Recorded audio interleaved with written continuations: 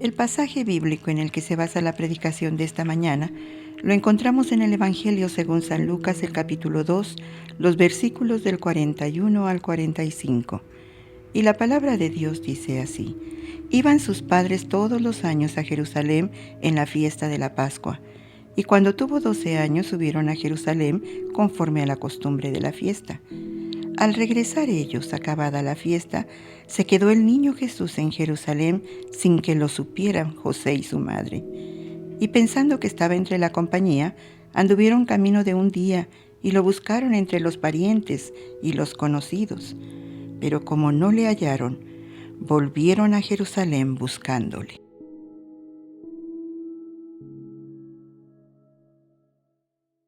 Es una inmensa alegría reunirnos una vez más en torno a la palabra de nuestro Dios para meditar en sus enseñanzas. Les ruego que mantengamos nuestras Biblias abiertas en el Evangelio según San Lucas, capítulo 2, en los versículos 41 al 45. Lucas 2, 41 al 45. Por más de 300 años, una de las principales calles de la Ciudad de México se llamó Niño Perdido. El nombre se remonta al siglo XVII, cuando un joven escultor español fue contratado para trabajar en la Catedral de la Ciudad de México. El escultor conoció y se enamoró allí de una joven, a quien también pretendía un viejo platero, un hombre tan rico en dinero como en años y con fama de rencoroso y vengativo. Desafiando la ira del viejo platero, la joven prefirió al artista y se casó con él. Poco después del nacimiento de su primer hijo, una noche alguien prendió fuego al pajar ubicado al lado de la casa de la pareja y entre las llamas, el humo y los gritos, el niño desapareció.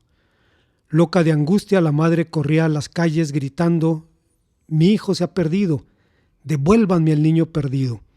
Cerca del amanecer, la mujer vio a un hombre que cubría un bulto con su capa y sin dudarlo se lanzó sobre él y resultó ser el viejo platero que huía con el pequeño. A partir de entonces, la calle se llamó Niño Perdido. La Biblia cuenta la historia de otro niño perdido. No era cualquier niño, era el mismísimo niño Jesús, lo que demuestra que estos problemas no son nuevos y ocurren hasta en las mejores familias. Este niño fue encontrado, pero no siempre es así. Seguimos perdiendo a nuestros hijos no solo en sentido literal, los perdemos también de muchas otras formas. ¿Cuáles son esas formas de extravío y cómo podremos recobrarlos? Les invito a considerar las respuestas que el texto nos sugiere. Estamos hablando de encontrar a los hijos perdidos y en primer lugar derivamos del texto que debemos buscarlos del extravío del cuidado parental. El relato principia diciendo que siendo aún niño, Jesús subió con sus padres a Jerusalén para adorar, pero en el camino de regreso a Nazaret, los padres descubrieron que el hijo había desaparecido. Ellos vivieron días de angustia por algo que no entendían. José y María sufrían. No sabían nada sobre la razón de su ausencia. Lo buscaron un día con su noche, otro día y otra noche. Estaban extenuados y angustiados hasta que sin saber qué hacer acudieron al templo. Allí lo encontraron y se admiraron. La madre manifestó su angustia mientras que como hombre, José no supo qué decir. El niño Jesús simplemente les dijo que debía ocuparse de las cosas de su padre y les sorprendió la angustia de ellos. José y María sabían muchas cosas, pero no lo sabían todo. Ellos debían hacer también el peregrinaje de la fe, que tiene mucha luz y algo de obscuridad. El niño Jesús se extravió por razones santas, por estar en los negocios de su padre, pero hoy en día la mayoría de los niños desaparecen por razones no santas. No desaparecen por los negocios de su padre, desaparecen por los negocios de otros. Cuando mis hijos estudiaban la primaria, mi esposa y yo fuimos testigos de la extraña rutina de una anciana. Al llevar a nuestros chicos a la escuela, veíamos cada día cómo esa abuela abordaba un taxi a 3 cuadras del plantel para llevar su nieto al lugar, y a la hora de la salida ella repetía la operación en sentido inverso. Me parecía ridículo que el niño y la abuela no quisieran caminar 3 cuadras hasta que supimos la razón de su conducta. Se trataba de un niño amenazado de secuestro por su propio padre y la abuela evitaba exponerlo en las calles. Primero pensé que la mujer era perezosa y ahora sé que era una mujer angustiada. Pero esto no solo ocurre en México. Hace unos años un ciudadano norteamericano fue arrestado en Querétaro acusado de asesinar a su esposa y abandonarla en un refrigerador para huir después a México con el hijo de ambos. El hombre trabajaba como profesor de inglés en esta ciudad hasta que fue arrestado y el niño fue llevado a un albergue donde permaneció unas semanas. Tenía cerca de 2 años, se veía confundido y triste, y un día cuando mi esposa y yo visitamos el albergue, ella cargó al niño y empezó a decirle en inglés: «Hola, mi amor, ¿cómo estás?». Entonces el niño volteó a verla con los ojos bien abiertos, como si se encendiera una luz, como si de pronto recuperara la capacidad de audición. Tiempo después el padre fue extraditado y el niño entregado al gobierno de los Estados Unidos. Pero muchos niños nunca son encontrados. Mi suegro provenía de una familia acomodada, formada por médicos, abogados, militares, artistas. El sol brillaba sobre sus vidas, pero la revolución lo arruinó todo. Cuando la revolución terminó, mi suegro tenía 6 años y lo único que le quedaba de familia era una abuela y un hermano menor. La abuela, una antigua concertista, nunca lo superó. Ella vivió el resto de su vida, como diría Carlos Gardel, entre la vergüenza de haber sido y el dolor de ya no ser. Y decidió que mi suegro de 6 años debía trabajar para sostenerla y lo mandó a ganarse la vida mientras ella buscaba la forma de deshacerse del niño menor. Lo hizo en las calles de la Ciudad de México. Mi suegro nunca volvió a ver a su hermano. Lo buscó desesperadamente durante la primera mitad de su vida y buscando a su hermano encontró a Cristo y Cristo sanó su herida.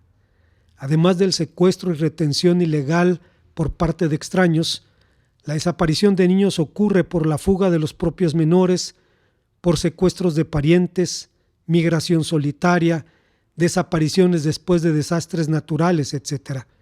Todo esto es difícil de prevenir y tiene consecuencias graves en el desarrollo de los menores afectados. ¿Qué podemos hacer ante esta realidad? Primero, ser sensibles ante ella. Los niños perdidos no desaparecen para vivir en Neverland, la tierra de nunca jamás del cuento de Peter Pan. No escapan de esa tierra para evitar crecer y vivir allí 1000 aventuras. Muchos se quedan a vivir allí y viven historias de terror. En Estados Unidos, Neverland, el rancho de Michael Jackson, es sinónimo de pedofilia.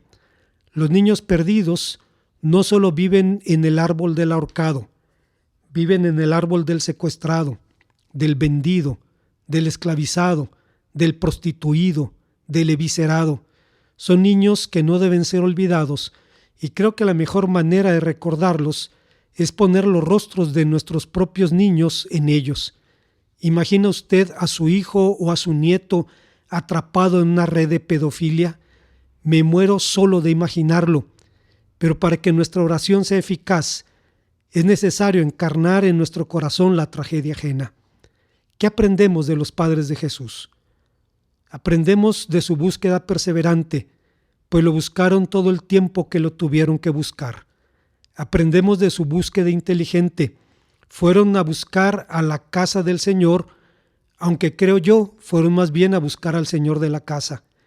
Y aprendemos de su disciplina indulgente. estuvieron unidos en la búsqueda y centrados en la solución del problema, y cuando lo encontraron, no desahogaron sobre él sus frustraciones. Así que debemos cuidar a nuestros niños, debemos orar por nuestros niños y evidentemente cuando es necesario debemos buscar a nuestros niños. Hay una segunda enseñanza en nuestro pasaje. Estamos hablando de encontrar a nuestros hijos perdidos y lo hacemos buscándolos del extravío del mundo. Una segunda forma de extravío a nuestros hijos es el descarrío en los anchos caminos del mundo. La imagen más gráfica de la atracción fatal del mundo se encuentra en la parábola del hijo pródigo. Narra la historia de un hijo menor ansioso de conocer el mundo y quien pidió a sus padres le heredara en vida, después de lo cual el hijo se fue a una provincia apartada y desperdició sus bienes viviendo allí licenciosamente, dice Lucas capítulo 15, versículos 11 al 32. La parábola dice que el hijo se fue a un país lejano. No menciona el nombre del lugar porque no es necesario. Un país lejano es el mundo que ignora y desprecia lo que en casa es sagrado. El mundo tiene su propia escala de valores y habla su propio idioma. Habla la lengua de los hijos de Babel y como en la Feria de las Vanidades de John Bunyan, cacarea en esa lengua la excelencia de sus mercaderías. Esas mercaderías son el materialismo que quiere vernos consumidos por el deseo de comprar cosas que no necesitamos con dinero que no tenemos para impresionar a personas a las que no les importamos. Es el individualismo que nos dice lo más importante eres tú. No importa si tienes que pisar a los demás para poder escalar.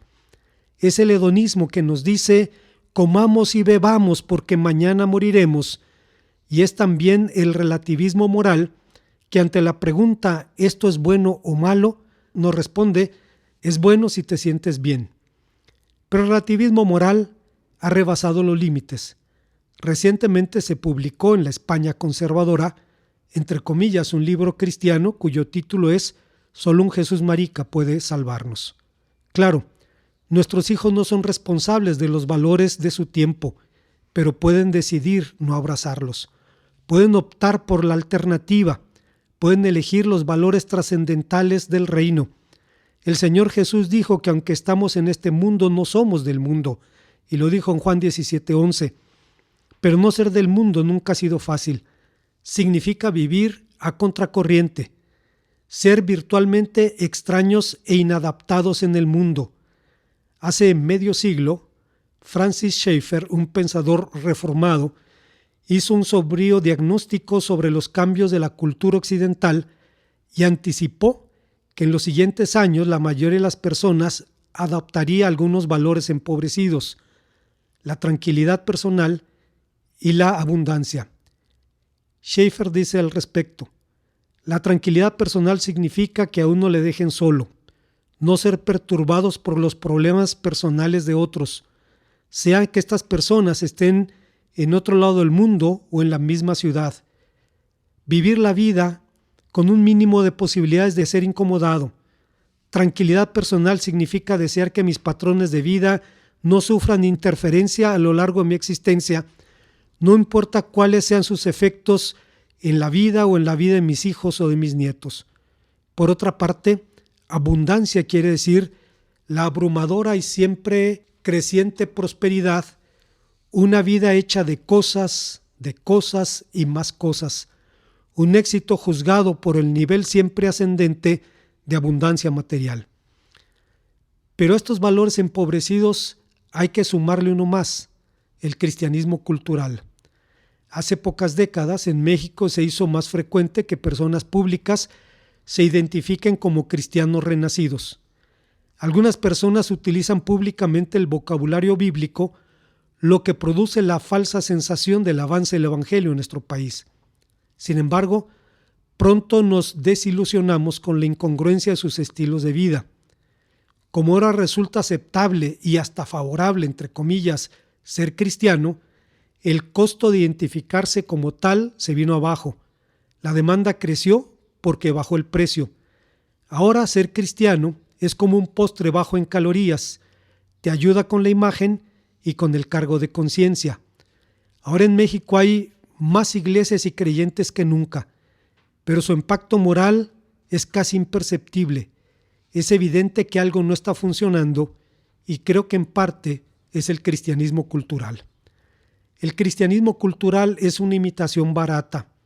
Es la espiritualización de nuestras necesidades, deseos y caprichos.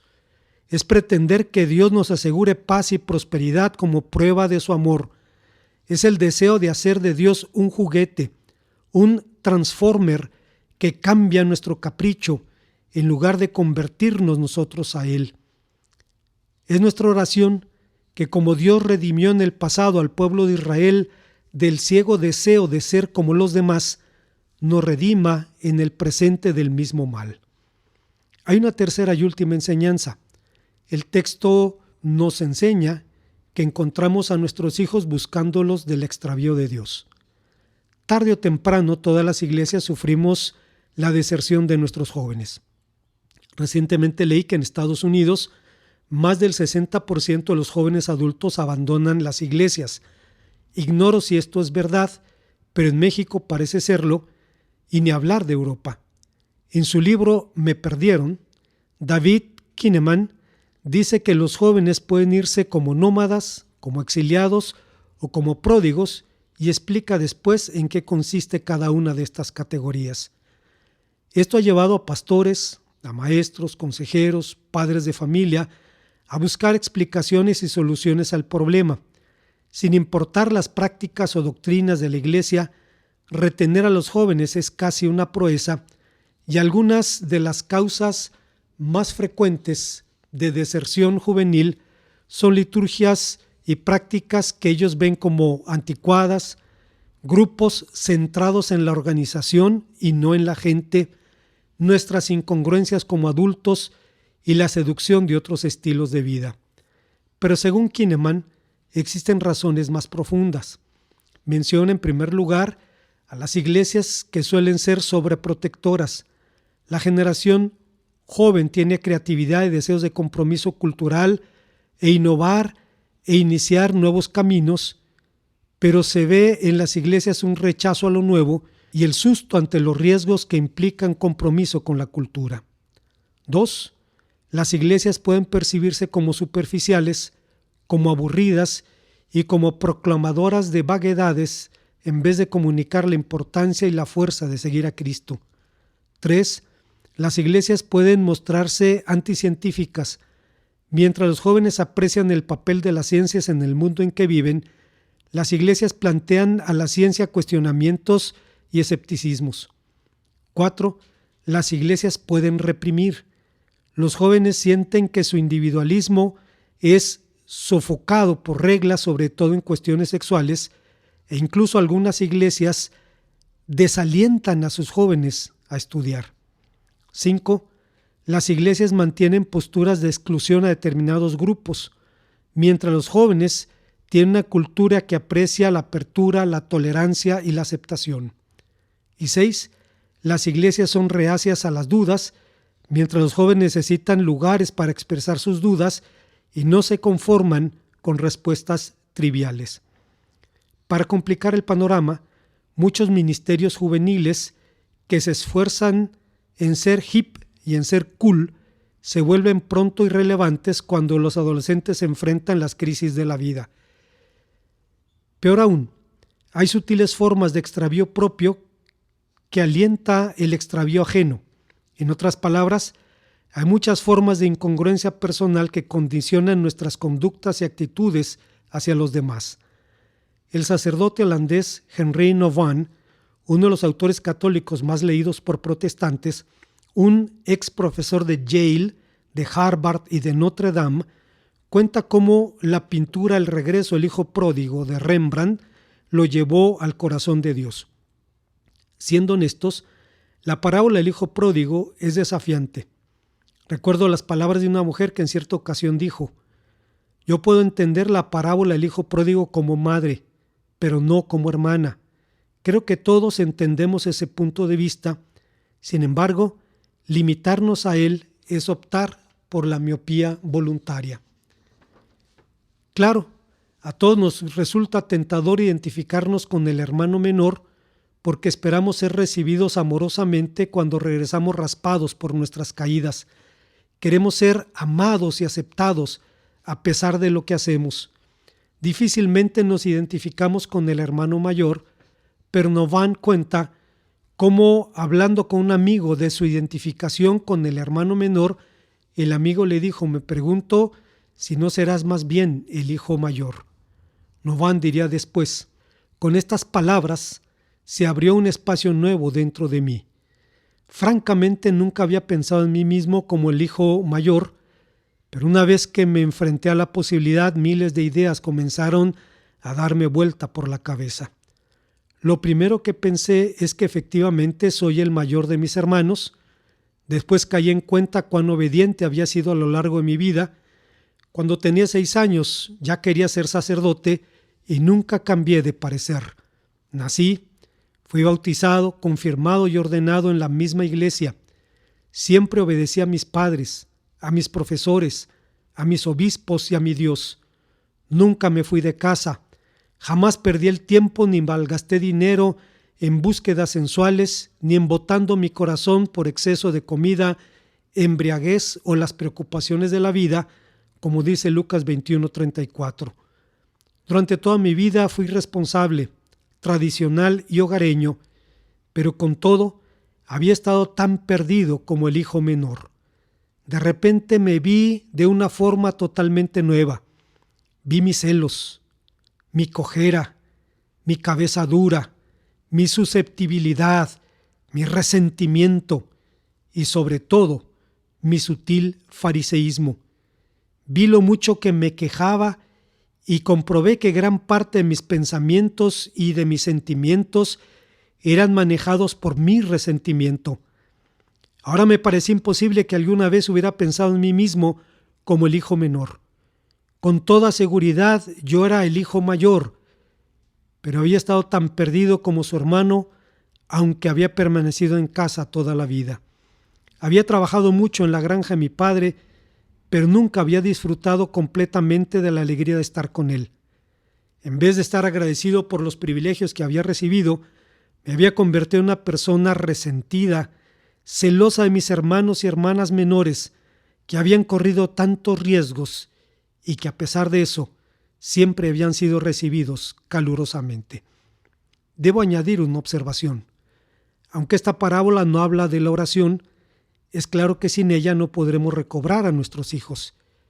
Y quizá uno de los más hermosos ejemplos de la súplica de una madre por su hijo perdido es la oración de Mónica de Hipona por su hijo Agustín. En sus confesiones, San Agustín da testimonio de la incansable oración de su madre hasta que el Señor le respondió, y es una historia que vale la pena leer. Nuestro texto continúa diciendo: cuando el hijo pródigo regresó, el padre ordenó que lo vistieran y le dieran zapatos. Esto tenía un significado más profundo en el tiempo de la Biblia que en el nuestro. En la antigüedad bíblica la desnudez era un signo de humillación. Ahora puede serlo de ostentación. También ocurre que hasta el presente hay personas que no usan zapatos. No es cuestión de gusto o de elección, sino de miseria. Y es la razón por la que en Estados Unidos los antiguos esclavos cristianos cantaban el espiritual negro: todos los hijos de Dios tienen zapatos. Como conclusión, queda claro que necesitamos buscar a nuestros hijos perdidos, pero ¿hay algún fundamento a la esperanza de recobrarlos? La respuesta es sí, y permítame decirle cuál es. Como sabemos, nuestro relato habla de Jesús perdido durante su infancia, pero hay una lectura de la parábola del hijo pródigo que tiene que ver con el propio Jesús. En un sentido, también Jesús es el hijo pródigo. Henry Nauvoo dice: el propio Jesús se convirtió en hijo pródigo para nuestra salvación. Abandonó la casa de su Padre Celestial, se marchó a una tierra lejana, dejó todo lo que tenía y volvió con una cruz a la casa de su Padre. Todo esto lo hizo no como hijo rebelde, sino como hijo obediente. Sirvió para traer de nuevo a casa a los hijos perdidos de Dios. Así que Dios sabe muy bien de estas cosas. Sabe lo que significa y lo que cuesta perder y recuperar. Pero las implicaciones de esta historia van incluso más allá. No podemos buscar a nuestros hijos ignorando la enseñanza central de la parábola del hijo pródigo. ¿Cuál es esa enseñanza? Nován dice con toda claridad: me sorprende pensar en el tiempo que me llevó a hacer del Padre el centro de mi atención. Era tan fácil identificarse con los dos hijos. Su desobediencia es tan comprensible y humana que identificarse con ellos surge de inmediato. Aparentemente, todos participamos en mayor o menor grado de las mismas formas de miseria humana. Nadie está completamente libre de codicia, de ira, de lujuria, de resentimiento, de frivolidad o de celos. La debilidad humana puede surgir de 1000 formas, pero no hay ofensa, crimen, guerra que no encuentre su semilla en nuestro propio corazón. ¿Pero qué del Padre? ¿Por qué prestamos tanta atención a los hijos cuando el Padre es el centro? Precisamente aquel con quien debemos identificarnos. La enseñanza central de la parábola es que Dios es un buscador compasivo, que Dios es un buscador compulsivo. Salió a buscar al hombre al huerto del Edén preguntando: ¿dónde estás tú? Dice Génesis capítulo 3, versículo 9. Envió a su Hijo a buscar y a salvar lo que se había perdido, dice Lucas 19:10. El credo niceno nos recuerda que por nosotros los hombres y por nuestra salvación bajó del cielo y se hizo hombre.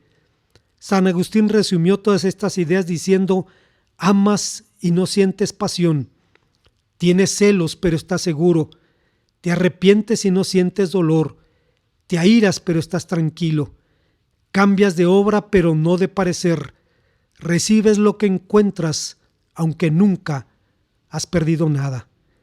La base de nuestra seguridad es el corazón pródigo del Padre pródigo. Es la antigua promesa del libro del profeta Isaías que dice: así dice el Señor, ciertamente el cautivo será rescatado del hombre fuerte, el botín será arrebatado al tirano, tu pleito yo lo defenderé y yo salvaré a tus hijos. Isaías 49, 25. Oremos al Señor. Una vez más, Señor, te agradecemos por la bendición de la esperanza que nos das ante los desafíos de la paternidad, ante las situaciones de la vida que pueden angustiarnos, pero nos recuerdan que eres un Padre pródigo, dotado con un corazón pródigo, con un corazón lleno de gracia y de misericordia. Te rogamos, Señor, que nos permitas descansar en esto, en Cristo Jesús. Amén.